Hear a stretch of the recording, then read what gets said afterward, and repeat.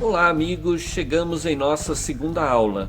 A proposta do curso é compreender a influência do mundo espiritual em nossas vidas e as formas de que podemos combater a influência negativa. Como vimos na aula passada, nós somos espíritos, almas eternas que habitamos hoje um corpo de carne. Por habitarmos um corpo de carne, nós sofremos todas as limitações que pertencem à carne. Isso é, perdemos a memória das vidas passadas e perdemos também a memória do que nos aconteceu no plano espiritual. Enquanto encarnados, nós estamos tolhidos das nossas percepções espirituais. Mesmo assim, por um fenômeno mediúnico ou um fenômeno de animismo, nós podemos perceber esse mundo espiritual e interferir também de forma consciente nessa influência que nós podemos produzir. Sim, da mesma forma que nós somos influenciados, nós também influenciamos. Vamos por parte. A primeira questão que se levanta é quem nos influencia. A resposta é óbvia: outros espíritos. Alguns desses espíritos estão encarnados, outros desencarnados. O espírito encarnado é aquele que habita hoje um corpo de carne. Nós somos espíritos encarnados. Ao nosso lado existe todo o mundo invisível de espíritos que estão ao nosso redor, que nos veem, que podem interferir no nosso pensamento e nas nossas ações. Esse é o mundo espírita, ou o mundo dos espíritos. Como falei, nós somos influenciados também pelos encarnados. Isso engloba a nossa família, os parentes, amigos e pessoas que convivem conosco no trabalho, na escola e outros meios sociais. Existe uma influência direta e existe uma influência indireta. A influência direta está na nossa capacidade de perceber o que as outras pessoas falam ou fazem. Isso gera uma reação no nosso comportamento. Essa reação pode ser de simples espectador, como pode movimentar os nossos pensamentos, palavras e ações. A influência indireta diz respeito à nossa empatia. A empatia é perceber o que passa na outra pessoa. Assim percebemos quando uma pessoa está doente, está triste, está com raiva, mesmo que ela não demonstre, mesmo que ela não fale nada. Nesse caso, não estamos diante da mediunidade, mas sim de um fenômeno anímico. Como falei, não é nenhum espírito que está nos influenciando, dizendo o que a outra pessoa está sentindo, mas sim a nossa própria capacidade de perceber, além dos acanhados 5 sentidos que nós conhecemos. Ao nosso redor existem pessoas doentes, que são desequilibradas emocionalmente e que por isso carregam profunda depressão ou tristeza.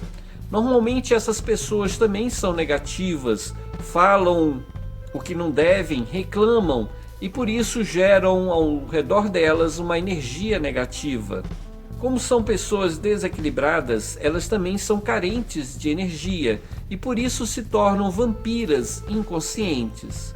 Elas não querem vampirizar ninguém, porém a energia que elas produzem é insuficiente para alimentar o próprio organismo. E assim todos que se aproximam dela se transformam em doadores involuntários das carências fisiológicas que elas possuem. Elas não fazem isso por mal, mas por ignorância. Sempre que entramos em qualquer ambiente, nós compartilhamos as energias. Assim nos tornamos doadores voluntários ou involuntários, ao mesmo tempo que somos receptores das energias do ambiente, pessoas que lá estão. Quem tem muita energia ajuda aos necessitados, aos carentes e aos doentes. Mas se nós mesmos estivermos doentes ou carentes e nos aproximarmos de outra pessoa doente, isso pode significar um agravamento na nossa situação. Antes de partirmos para as soluções, busquemos aprofundar mais a respeito do assunto. Do mesmo jeito que existe a contaminação do corpo físico, existe a contaminação do campo mental e do campo espiritual. Veja bem, se entrarmos em um ambiente onde reina a euforia, nós também nos sentimos um pouco mais eufóricos. O mesmo acontece com a questão da sexualidade, da depressão, do otimismo, da raiva. Mesmo que não tenha ninguém no ambiente, o simples fato de entrarmos nesse ambiente aonde passou uma pessoa desequilibrada, sentimos o seu desequilíbrio. A mesma coisa acontece se entrarmos em um ambiente festivo, alegre, que neste momento não tem ninguém, porém as energias que lá ficaram continuam impregnadas deste magnetismo. A razão para isso é que deixamos um pouco da nossa energia por todos os lugares que passamos. Isso significa que todos os objetos que tocamos, as nossas roupas, os nossos carros, as nossas casas, têm um pouco da nossa vibração, têm um pouco da nossa energia. Essa energia dispersa ao longo do tempo, porém pode ser percebida ao longo de anos. Há casos de médium psicometras que, tocando qualquer objeto, é capaz de rever todas as pessoas que tocaram aquele objeto, inclusive a sua formação, isto é, eles são capazes de lembrar da floresta de onde foi tirada a madeira que compôs aquela mesa. Eles são capazes de perceber, tocando numa terra, numa pedra, de onde essa pedra e essa terra saíram. Essa mediunidade é chamada psicometria. Como falei, as energias se dispersam ao longo do tempo, e as energias dos novos moradores substituem as energias dos velhos moradores. Sem entrar ainda na solução do problema da influência espiritual dos espíritos encarnados para com outros encarnados, vamos seguir nosso curso com outros vídeos e outras informações. No momento certo abordaremos as soluções e os tratamentos. Muito obrigado e vamos seguir em frente com alguns vídeos. Curso de Espiritualidade, compreendendo a realidade espiritual. Olá amigos, meu nome é Paulo H.C. Gonçalves e continuamos em nossa segunda aula. A ideia do Carpe Diem, aproveitar o dia, é uma ideia temerária para qualquer pessoa, pois quem vive essa filosofia quer desfrutar de todos os prazeres de imediato, sem se preocupar com o futuro. Imagine uma sociedade em que todos vivam essa realidade. Assim comeríamos de tudo sem se preocupar com a qualidade do alimento. A bebida seria servida em grande quantidade e seria consumida ao sabor do momento. Uma sociedade que vive essa filosofia é uma sociedade doente. Não podemos gastar todo o nosso dinheiro em uma festa ou em uma tola diversão. As contas existem e se acumulam se não forem pagas. Igualmente, as pessoas não são descartáveis e todo compromisso emocional que despertamos tem consequências que transcendem a atual encarnação. Em contrapartida, vamos nos lembrar o que disse o Mestre Jesus, registrado no Evangelho de Mateus, capítulo 6. Observai as aves do campo, não semeiam, nem colhem, nem armazenam em celeiros. Contudo, o Pai Celeste as alimenta. Não tem vocês mais valor do que elas? Quem de vocês, por mais que se preocupe, pode acrescentar uma hora que seja em sua vida?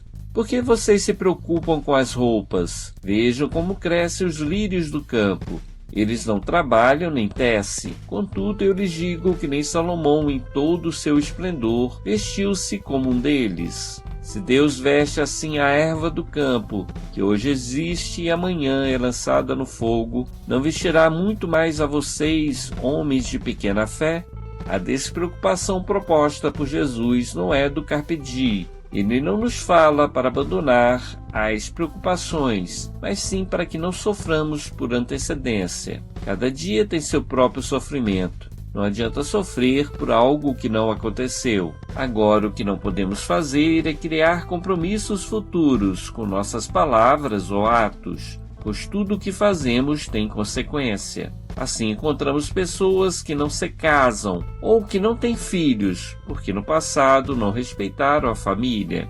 Encontramos pessoas doentes, pois não valorizaram a saúde. Alguns até chegam a nascer com corpos defeituosos, porque no passado tentaram o autoextermínio. A vida futura nada mais é do que a continuidade da vida. Como nós somos espíritos eternos, todos nós veremos a consequência dos nossos atos. A respeito do assunto, prossigamos com outro vídeo. Muito obrigado, que Deus abençoe a todos nós.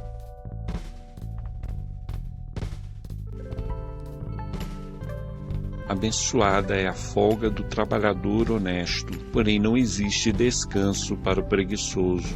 Em uma casa qualquer, uma mulher agitada trabalha no asseio doméstico. A sua mente vagueia entre inúmeros pensamentos, enquanto seus pés a levam de um lado para o outro, em um balé interminável que não sai do lugar. Em um canto, o homem desqualificado assiste entediado a mais um programa de televisão. A mulher não percebe a nossa presença, mas nós podemos captar até mesmo os mais escondidos dos seus pensamentos.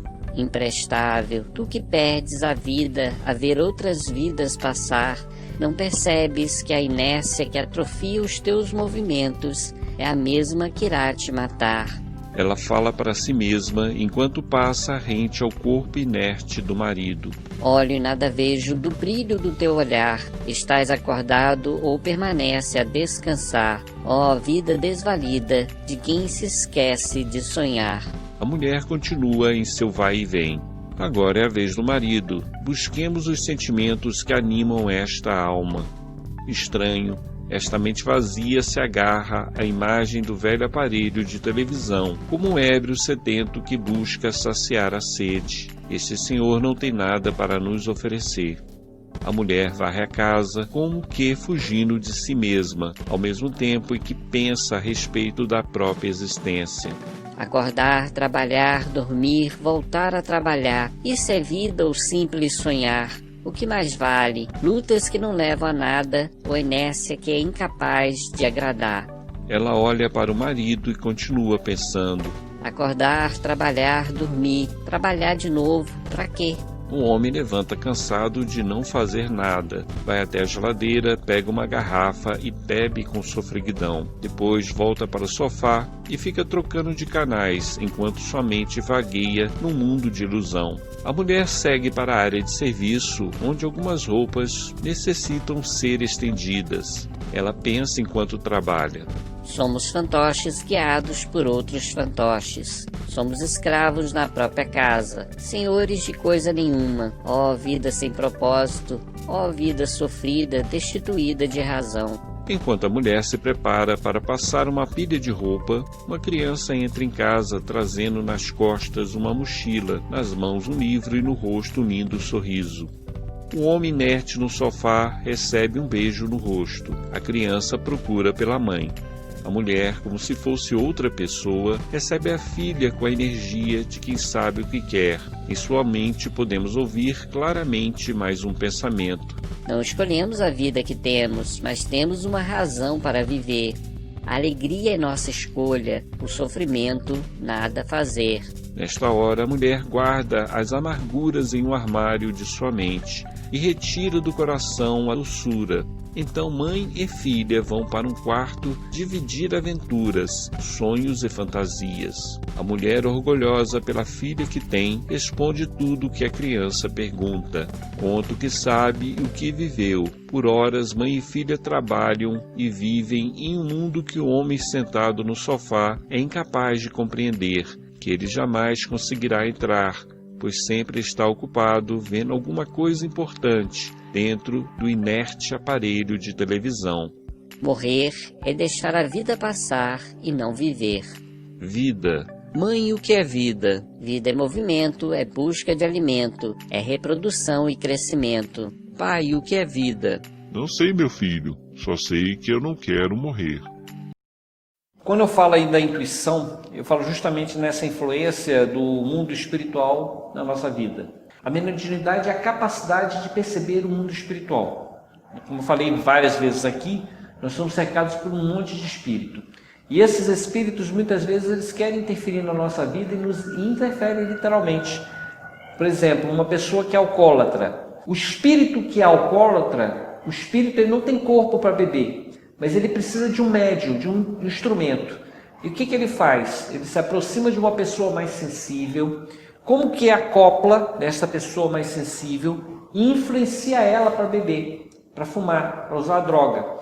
E essa influência, que a gente pode chamar como obsessão, que é um espírito obsessor, um espírito negativo, um espírito ruim, se aproximou para tomar conta do corpo enquanto ele sacia a sua necessidade do álcool, da droga, é uma mediunidade desequilibrada, porque os dois, o encarnado e o desencarnado, têm sintonia, os espíritos servem dele enquanto quer usar a droga, depois se afasta. Aí vem um outro, aquela pessoa já está influenciada pelo primeiro, aí eu bebi minha dose, aí vem outro espírito também querendo tomar a dose, aí se aproxima de novo e esse acoplamento acontece novamente, o outro espírito também usa droga. E assim, algumas pessoas são mais influenciadas do que outras. E assim, umas pessoas são mais obsidiadas do que outras. Uma pessoa que é viciada mesmo, ela tem uma verdadeira legião de espíritos que fica perto dela. E ela não consegue vencer aquela doença, que é o alcoolismo, que é a droga, com facilidade. Porque a influência do lado espiritual, os obsessores, os tentadores são tantos que a pessoa fica com a mente muito fraca, muito confusa. E é muitas vezes necessário que uma outra pessoa dê a mão para ela. Por exemplo, alguém que participa do Alcoólatra Anônimo e fala, olha, tem uma força superior, que é Deus, não importa o nome, que eles falam assim, não importa o nome que você dê, essa força maior, você acredite nela que ela pode te salvar. Porque a partir do momento que aquela pessoa que está obsidiada, ela compreende, ela entende que ela não está sozinha, que tem uma força maior, ela começa a orar, pensar em Deus, e ela começa a sair daquela situação de vício, e ela consegue se reequilibrar, se fortalecer. Mas ela não vai ficar livre da tentação, porque uma vez que ela bebeu uma época, uma vez que ela foi viciada, ela sempre vai ser viciada. Não é assim que os alcoólatras anônimos falam? Estou há 1000 dias sem beber, estou há 10 anos sem beber. Mas ela se policia, porque se ela botar um pouquinho de bebida na boca, ela sabe que volta ao mesmo vício. Pelo resto da vida ela vai ter que controlar. Assim também acontece com os tentadores, os espíritos obsessores. Eles veem uma vítima, eles se aproximam. Quando a vítima muda o pensamento, começa a ir para a religião, começa a ter um outro procedimento, eles se afastam. Porém, de vez em quando um vai lá visitar a pessoa que é viciada, a pessoa que é desequilibrada. E tenta de novo e dá uma sugestão. Se a pessoa cair na sugestão, tomar um pouquinho de bebida, usar um pouquinho de álcool, se a pessoa voltar à maledicência, voltar ao desequilíbrio sexual, basta uma noite.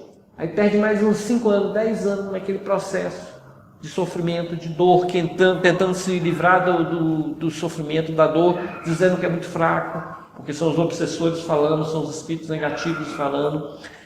Assim como temos a boa inspiração, temos a inspiração ruim, a obsessão. Somos médios. Alguns são mais sensíveis para o mundo espiritual, outros são menos sensíveis. E por sabermos dessa influência, volto a falar, temos de fazer nossa escolha. E a nossa escolha começa no pensamento, no nosso jeito de pensar e de agir. Porque uma coisa está atrelada na outra. Não adianta falar em pensamento, não vou beber com a garrafa de bebida na mão. O pensamento tem que acompanhar a ação. Então, se eu tenho bebida em casa, eu tenho que desfazer da bebida. Porque não adianta nada eu ter um bar dentro de casa e eu falar para mim, eu vou vencer a bebida e tem um bar dentro de casa. Tem que se livrar. Porque em uma hora, ao chega uma visita, você vai servir uma bebida que a pessoa pede. Então, dá um whisky, uma cachaça, uma cervejinha. Cervejinha só não faz mal. Mais fácil a gente vencer a tentação e falar assim, não tem cerveja em casa, não tem bebida em casa. Já corta de vez a bebida. Pra que ter? Né? Você quer vencer a bebida, né? Então, de acordo com o nosso pensamento, de acordo com as nossas ações, a gente muda a nossa vida e afasta os espíritos desequilibrados e atrai os espíritos bons. Então, mantém uma postura de trabalho, de ação durante o dia, com boas escolhas. Os espíritos bons vêm trazer inspirações, boas orientações. Mas se eu mantenho a mente ainda aberta ao desequilíbrio, só hoje não tem problema.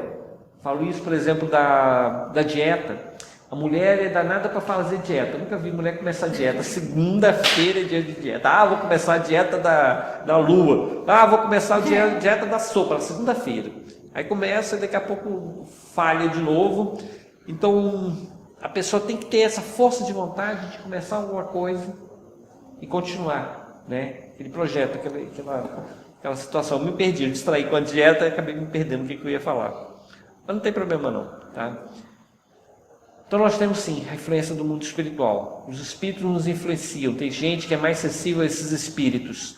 Eu tenho uma amiga que ela tem um problema de pânico, síndrome de pânico. Ela tem medo demais de assalto. Isso trata mais do que uma mediunidade extremamente sensível. Então ela é sensível a esse mundo espiritual, a ponto dos espíritos ficar assombrando ela, porque é uma obsessão. Agora, o médium mais equilibrado é o médium que já consegue ouvir esses espíritos, já consegue dialogar com eles, dando conselho para eles, e pode controlar a mediunidade para influenciar, por exemplo, um dia de reunião mediúnica. Nós estamos tendo espíritos ali incorporando, né, durante a nossa conversa aqui. Eles estão lá reunidos, evocando esses espíritos, conversando com esses espíritos, orientando esses espíritos. Quando sai de lá, os médios se desligam da mediunidade. Não é que desliga, não deixa de ser médium, não. Controla a mediunidade, porque não pode ficar incorporando em qualquer lugar, né? No supermercado, no hospital, não é lugar de incorporar, de receber influência do espírito para o espírito falar. Então o espírito, o médium, se controla para não receber essa influência. Para se o espírito vier falar alguma coisa no ouvido, a pessoa até para, pensa, faz uma prece. Meu irmão, não é hora para isso não. E despacha o espírito, dispensa o espírito, porque o médium está equilibrado, sabe dessa influência. Tá? O problema é as pessoas que não sabem que são médios, que não percebem. Quando vem um pensamento, é tão um aluvião de pensamento tão grande que a pessoa não compreende, não controla o próprio pensamento. Ela fica perdida em próprios pensamentos. Aí sofre os arrastamentos para o mal, fala o que não quer, faz o que não quer, e fica pensando assim, mas por que eu falei isso? Por que eu fiz isso? Porque estava a influência dos espíritos. Para a gente não ser vítima da influência espiritual, temos de controlar o nosso próprio pensamento. Uma tecla que eu estou repetindo várias vezes. Controlar o pensamento, vigiar o que está pensando, quando der depressão, quando der qualquer sensação ruim, vigiar o pensamento, corrigir. Não vou pensar nisso não, vou pensar em coisas boas, positivas. Tem que pensar no problema da conta para pagar? Vou pensar, mas vou pensar numa solução. O que eu posso fazer para pagar essa conta? Ah, não tem solução, então também não vou me esquentar. Porque me pareça melhor às vezes largar de mão, porque se não tem solução, não tem solução. Entrega na mão de Deus. Aí Deus faz o que for preciso. Se for preciso cortar minha conta de luz, seja feito à vontade. Usa vela, não usa nada, fica no escuro, até o dia ter dinheiro para pagar. Olha. Né? Vai morrer porque ficou sem luz? Não. Né? Não. Vai morrer porque ficou sem água? Vai. Não, pede lá no vizinho um balde d'água lá. Não. Oxi. Sem água não dá para ficar. Não, sem água não dá para ficar, não. Tem vizinho para pegar um balde d'água, uma panela d'água, dá. Olha, um dia o vizinho vai ficar sem água, aí a gente ajuda ele. No dia que a gente precisa, a gente tem que pedir para ele. Né? Então não pode sofrer, ficar agoniado, desesperado, porque tem problema que a gente soluciona, tem problema que não soluciona. Entrega na mão de Deus. O dia que der para solucionar, soluciona.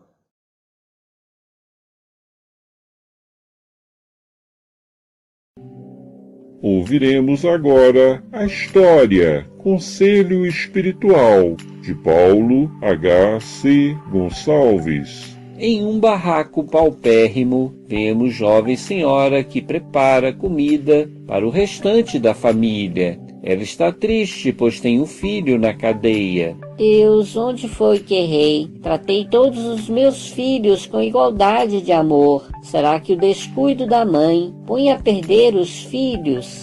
Nesta hora vemos a chegada do espírito de um senhor de meia idade, que no silêncio do pensamento conversa com esta jovem senhora.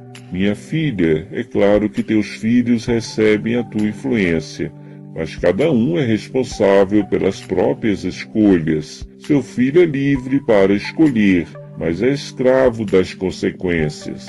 Ai, meu Deus, se eu estivesse mais presente, tudo seria diferente. Mas não, eu tinha que trabalhar para ganhar a vida. Se hoje eu pudesse voltar no tempo, faria tudo diferente. Era preferível morrer de fome a ver meu filho na cadeia. Não podemos mudar o passado e nem controlar o futuro. Se você não tivesse trabalhado para o bem da família, teria outras razões para lamentar. Desgraçada que sou, esse deve ser o meu castigo. Se eu tivesse sido uma boa mãe, meu filho não estaria sendo castigado.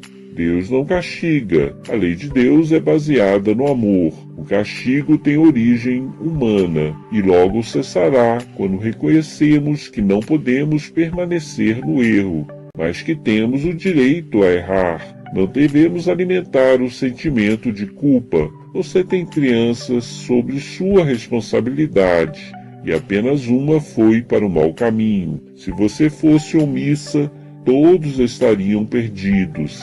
Lembre-se, temos relativa responsabilidade em relação aos nossos filhos. Podemos conduzi-los para o equilíbrio, mas não podemos impedi-los de cair nas armadilhas do caminho. O espírito magnetizou a jovem senhora e ordenou: recorda como era esse menino na infância, como ele gostava de mentir e de roubar. Quantas vezes apanhou por isso, e mesmo assim não aprendeu. Não é a violência que corrige as almas, mas a constância no bem que os coloca no bom caminho. Recordando o passado, ela falou: esse menino ficou muito solto no mundo. Se ele tivesse tarefas, não teria tempo para pensar em besteira. Se ele fosse para uma religião, ele seria outro homem. Minha filha, aprenda com seus erros. No tempo certo, teu filho voltará para os teus braços.